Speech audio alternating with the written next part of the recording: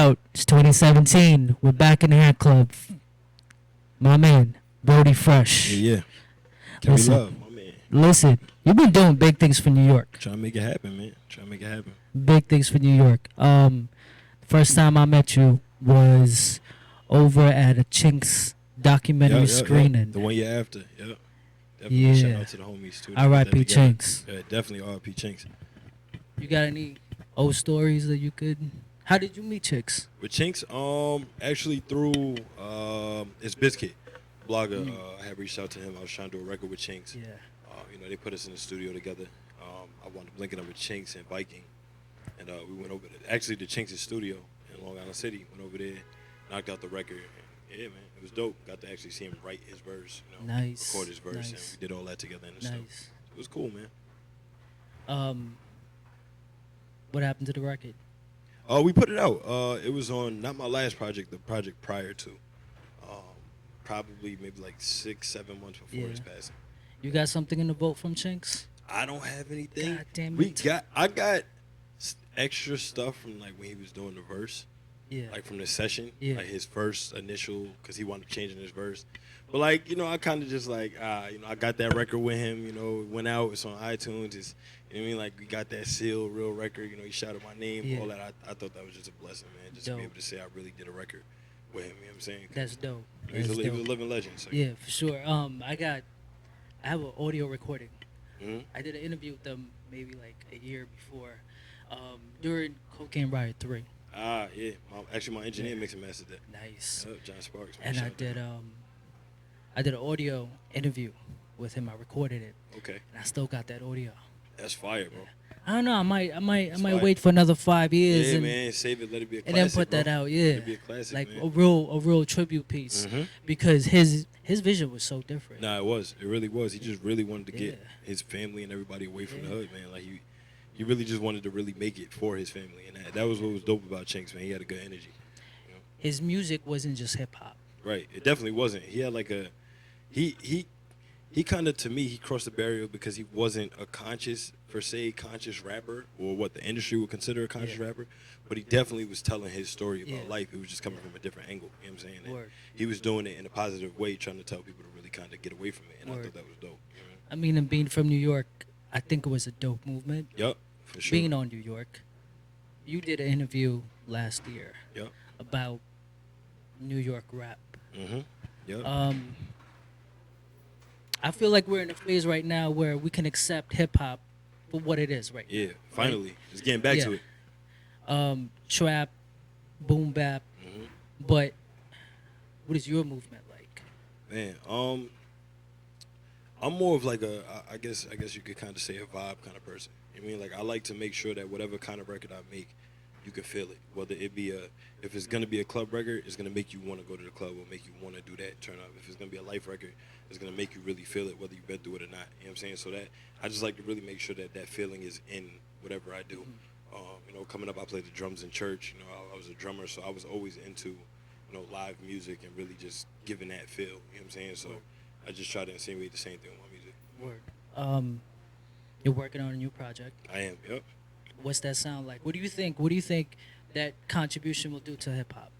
Man, my new project, man, is kind of like a journey from I'd say from all of the struggles that I went through from the beginning of my career, and even prior to me even starting music up until now. I truly feel like I've been through depression. I've went homeless. I've slept in my car. All that for this craft. So it's like there's so many things that I feel like I learned throughout the journey. And I feel like finally I'm at a stage of where I'm like, all right, this is what I want to do. This is who I am for my career, and this is where I'm trying to go with it. You know what I'm saying? And I feel like the whole time I was kind of lost into figuring out what that was. So the name of the project is Lost in Transition. And I feel like I was transitioning from, a young man to a man, from, a new artist to the artist who's sure of what he wants to do and is confident in what he's doing. So that's why it's called Lost in Transition. You know what I'm saying? But I think it's gonna just like. I like the fact of I guess you could say making it cool to be yourself again. You know what I'm saying? And I feel like a lot of rappers went through stuff and have crazy stories and struggle and stuff, but they're afraid to tell them. When you listen to a rapper or you listen to them on the radio, most of the times you only hear them glorifying the good stuff. I got money, I got this, I got that, I got that. But nobody tells about anything else. They'll even tell you, oh, I was struggling, I was trapping, I was selling drugs, but it's like, all right, what were you going through? I mean, what was your life like prior to that? What was, you know what I mean? And a lot of people were scared to say those things. And with me, I'm very open, whether it be my family, whether it be something I went through, no matter what it was, like I'm open with telling it because I feel like there's people out there who've been through similar things, whether they do music or not, and some of those people look at your life and they're like, all right, cool. He went through something similar to what I went through, but he made it out. So it kind of inspires them to keep going. You know what I mean? So that's kind of what I'm about. You know what I mean? Word. And who's the producers you're working with? Man, on this project, a lot of the production on this tape was like my team. You know, my producer ID Sound. I got my boy Sounds by CT. He's working on it. I got signed with Buddha and Grams. We're actually about to link up at the lab in the next week or so. I was just talking to Buddha. Shout out to them. The Germ. I don't know if you know the Germ. He works with Banks a lot and Davies. I'm doing something with him. And, yeah, I think that's pretty much it for this tape. My guy Lynch Prague from ATL. He's from Virginia. Okay. Live in ATL. Got something with him. Okay. And those people are like my home team. I'm supposed to be getting up with Lee on the beats again. I got a couple records with him now, but I wanted to do something specifically for this project. So. Word. The producers you named, they have like I don't want to say they're known. Some of them are known for a New York sound. You said, yeah, you know, I mean, definitely. So Sounds by CD produced Foreigners from Fab. That new designer record that's about to come out with DJ Spin King. Yeah. I forgot what it's called. Him and Vinyl's produced that together. So yeah, he definitely has a couple things. Buddha and Grants, absolutely. Yeah. You know, New York all day. So how's that sound gonna sound? Is it like, can you put your finger on it and say, yo, this is a trap record, or this is a New York record? How do you call a New York record? How do you call a down south record? I feel like a New York record has, you know, that bounce. There's a certain type of bounce that New York has, and a certain type of bounce that trap music has. I mean, like, New York music doesn't necessarily have to sound like vintage New York music or old school New York music to be New York. You know what I'm saying? I feel like it just has a certain kind of bounce that you're like, that's New York bounce. You know what I'm saying? So it's like, I definitely feel like I have a mix of both. I mean, even like the slower, you know, real conscious, vibey kind of tracks. Like, we definitely being that you have roots in LA, being that you have roots in Houston, being that you have roots in ATL. Yeah, because I travel a lot. You know what I'm saying? What's the reflection gonna be like on that album? Man, like, I feel like me going to those other places allowed me to see other things and just open up my eyes to different, you know, parts of the world and how they do things in their music. You know what I'm saying? And like, I definitely take things from certain things that I like and try to make it my own. You know, like, put it into my own type of way. You know, like a lot of people from Houston, to me, that they're very vibey and you know, they do trappy stuff, but they're very like the same thing, like full records, like feeling type of thing. You know what I'm saying? And like, you know, LA is like real, like, you know, hipster kind of. You know what I'm saying? Like, it's like, you know, just taking all of those things. Atlanta got the real trap. You know what I mean? Like, they do real deep 808 type of. You know what I mean? Like, so it's like being able to take a little bit of all of those and put it together and make it your own. I think it's like, you know, something new. All right. I also know that you have records with Mano, Troy Ave, Davies. How did that come around? Yeah, man, the record with Troy Ave, it's actually a crazy story. I was actually supposed to do a record with Nipsey Hussle, and you know, I did a couple shows on a tour run with him, and long story short, his bus broke down, and I wound up not being able to link with him because they were running all around the city because his bus was broken down. So, you know, I was working with my boy Shatik at the time, and he was just suggesting, like, yo, I think this record that you got right here would be real great with Troy Ave. It's a good, you know, good record for the city, and you know, we just reached out to Hovan and them and just made it happen. Eventually, we wound up getting Mano on it later on down the line. Shout out to Mano, his manager, Hood. You know, that's our peoples, and reached out to him, and they liked the record, and you know, they was like, send it. We sent it back, and we kept it going. And talking about records, right now, you got a record in rotation on Hot 97. So, like I was saying earlier, Hot 97, a lot of people, especially in New York, has been saying Hot 97 don't really support local artists. Right, that's a fact. So, how did it feel to you when Flex played a record? Shout out to Funk Flex. Yeah, definitely shout out to Funk Flex. It was crazy, man, because it was like, yo, you know, I grew up listening to Funk Flex. So it was like, it was kind of like a crazy, like, surreal feeling. Like, wow, like, Flex, you know what I mean? Like, you call your parents on that one. Like, yo, Pops, yo. Where were you? I was actually in the studio the first time he played it. I was in Soho at Thompson Studios.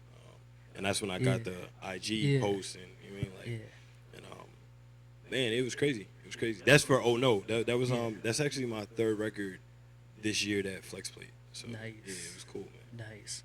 You know what's weird? It's like, I think because of the internet, Internet's goes made the around world so- smaller, man. it goes around so quickly Yup. that you don't have the opportunity to actually experience someone playing that record. Yep, no, it's true because So when- it makes life faster. Exactly. Because the internet really makes the world small. So So a when lot it- of people that I know in all these other states Yeah. where I travel to is based off Instagram or like some kind of internet. Word. So when a DJ plays it on the radio, and you can turn to that radio right now, Yeah, you're like, and yo, listen to it. he's It's like, playing, yo, he's playing it he's right now, talking, right? he's talking about this record right now. Yeah. What kind of feeling is that? That's a crazy feeling, man. You get out your phone. A lot of people be screaming and stuff. I feel like I never got a chance to even do that because You I was just so like, stuck. cool. I was You was just like, cool. sheesh, let me get this on the camera. I don't want to say nothing on this. I got to post it on the gram. I don't want, you know what I mean? I want them to hear whatever he's saying. I'm trying to hear what he's saying. And, it's cool, man. It's definitely a blessing to get to that point because, man, like it was a dream to make it to radio, and I made it to radio in other states prior to making it to New York. So when it came back and it was home, it was like, wow, man, like, it was crazy to be on radio somewhere else, but like this is home, this is DJ Enough, this is Flex, this is like, it was like a real big deal for me. You know what I'm saying? That's what's up, man. I feel like to get a record on Hot 97, that's in itself an accomplishment. Nah, it is. But it's You can literally my raise your bad. price. It's a milestone. You can raise your price based off of a Flex band. It's you know a what I'm saying? milestone, Like, right? 100%. So what's next? Man, next, I wanna really be mentioned in that New York category. I feel like I traveled so many places and made an impact and toured. I toured the whole country, so I've done a lot of places, and it came back, and now I'm at the point where I'm like, all right, let me take over New York. You know what I'm saying? So it's like, it's dope to be recognized by certain people and be like, all right, yo, when I think of the hottest artist in New York right now, if I could name 10, I would definitely put him in the category. But I want it to be recognized by everybody. You know what I'm saying? Like, I want it to be like, all right, yeah, no questions asked. Like, they mention, oh, A Boogie, Don Q. Like, I want to be in those categories. You know what I'm saying? Because I feel like, home is important, man. And I think it'd be dope to really get that. I feel like once I get that support back home completely, it's going to make everywhere else even that much bigger and just keep going from there. One of the conversations I like to have is the elders versus young about hip hop, because I've seen like we've had such a different perception of hip hop from the elders, Right. from younger people. Because it was different, man, Yeah. back then. Like, just the way it was brought, the music was brought and presented. It was just completely different. Even running around and getting your music played on the radio and things like that was such a different thing. I was talking to homie of mine of the experience of buying a CD. Right. So you had to buy the CD, you had to unwrap it. Mm-hmm. You remember when someone cracked your CD tray? Yeah, you'd be pissed. You was mad. You was like, "Yo, I It's funny 'cause gotta you go would tuck buy it." those like a sneaker box. You know what I'm saying? Like to make sure that it was Exactly. good. Like, You remember taking out the credits, and Yup, reading yup, through reading the the whole credits to thing, see, yup. yo, I remember that, man. let me see the lyrics on this. Right, I Now remember it's not like that. Yeah, it's right? not. But And I could even say for it's myself, a different world. right? You go It's straight not to a your bad iPhone, world. man. Yeah, it's not a bad world. People have become more lazy. It's a more convenient type of lifestyle. Everybody wants convenience. Like there's some people that won't even want to click the link in your bio. It's like if you could put your whole music video on your Instagram, you get more viewers than you probably would on your YouTube. Really? Just because people don't want to click the link Yeah. and then have to click open and go to YouTube and then click play. Yeah. They'd rather just click once and, oh, there it goes. Yeah. Like, all right, dope. You know what I mean? Like, Yeah. that's a crazy thing, but Yeah. that's what the world's turned to. I feel like Instagram and all these things made people's, what's the word? Attention span? Shorter. You know what I'm saying? Like with the 15-second clip, Yeah. like it was like, all right, now that's their attention span. Yeah. So now when stuff is a minute, some people don't want to watch the whole minute because they're like, damn, that's mad long. It's like, it's not mad long. It's 1 minute. You know what I mean? Like, but 15 seconds was the attention span, so they don't want that. Do you watch TV and tweet at Here the and same there. time? Sometimes. Not all the time. Not all the time. Do you think it's a potential habit? Because I feel like it's a habit for me. I think it's a habit. Yeah, I for feel me. like and I'm I'm not not- fully focused on what I'm watching ever. Do you whether it watch be TV? a movie. Do we watch TV anymore? Yeah, sometimes, man. I kind of watch TV to go to sleep. Sounds stupid, but like I watch TV on some. I get at home at 3:00 in the morning and I turn on Netflix and watch, Fresh Prince or But something. it's not you know what I really mean? TV. Yeah, it's not live TV. I almost never watch live TV. Yeah. I don't even know what's on live TV. To be honest with you, like I have no idea. I stream everything, man. I don't even know what time my show comes Right, on. me either. I can't just even tell you. watch bro. it on stream. I be seeing what comes on TV from Netflix and Hulu. Like, oh, that looks dope. Let me try this. Ooh. And it's like, yo, this is actually on TV right now. I'm just watching an episode behind. Yeah. You don't notice, man, because you don't got time. I'm never home at that time of night to even see that. Like, Word. So let's get the performance piece, man. I just found out that you perform with a band. yep. Mm-hmm. So what's the vibe with just performing with a DJ? Right. And what's the vibe performing with a band? Well, with a band, it's just more full, man. It's more feeling to it. You know what I'm saying? Like, it takes a record that could have, somebody a bop to, but it just gives them that real, like, full-on bop because it's just, like, there's so much elements to it and sounds, and it just makes it sound a lot bigger. It's kind of like mastering a record. You know what I mean? Like, it's like, I feel like even if somebody doesn't like your song, they might rock to it because they listen to a band performing with you. Because they're like, oh, this just sounds dope. I mean, it sounds like good music. Yeah. And me, I grew up playing the drums at church and in school, and my whole band plays in church now, so it's like it's like a real dope vibe. You know what I'm saying? Do you think it was a must to have a band, or do you still work with a DJ? I still work with a DJ. I feel like it depends on what kind of venue you're performing in as to where you bring a band. Because for one, every venue doesn't have the correct backline for a band. And then at the same time, like, if I get booked to go do something at a club, it's not gonna make sense. You know what I'm saying? Like, to bring the band, because it just doesn't sound good. And when it doesn't sound good, the band can sound very bad, even if they're playing good, because it's not the right setting for it. You know what I mean? So definitely utilize both, man. Word. That's what's up. Like, I did a show last night. I had just a DJ. Just last night, you just had a DJ. I had a show last night, just DJ. Yep. I was hanging out with Do Flamingo. Shout out to Do Flamingo.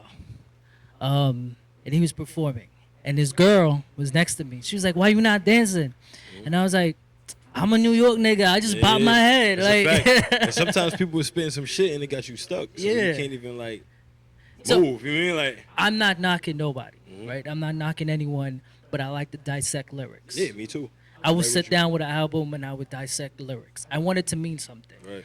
But when I go to the club, I ain't got no time for that. Right. Now that's a fact. Turn up. It's a fact. I want to be lit. Mm-hmm. Just give me a nice 4 bars that I could repeat. Right, and you good. And I'm with it. And you good, because it doesn't even, you don't want to get stuck in the club. You just, Word. You see the girls, you trying to your turn up. friends, you ain't really trying to, I definitely feel like, and that's why I feel like even with a band, like, nobody wants to head band in the club unless you like in some, New Orleans or something like that. You know what I mean? But not out that's here. different out there, man. Right. Not band is life out there. Right.